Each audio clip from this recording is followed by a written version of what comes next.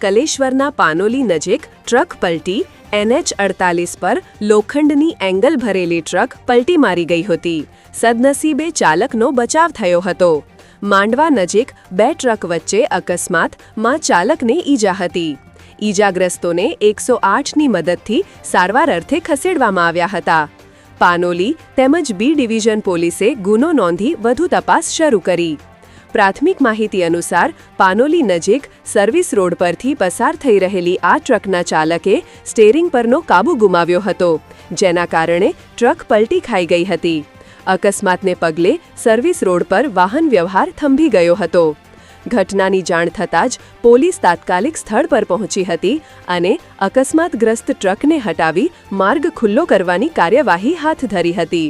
બીજા અકસ્માતમાં માંડવા toll plaza પાસે બે ટ્રક વચ્ચે જોરદાર ટક્કર સાથે અકસ્માત સર્જાયો હતો. અકસ્માતને પગલે બે ઈસમોને ગંભીર ઈજા પહોંચી હતી, જેમને 108ની મદદથી સારવાર અર્થે ખસેડવામાં આવ્યા હતા. ઘટનાને પગલે હળવો ટ્રાફિક જામ સર્જાયો હતો.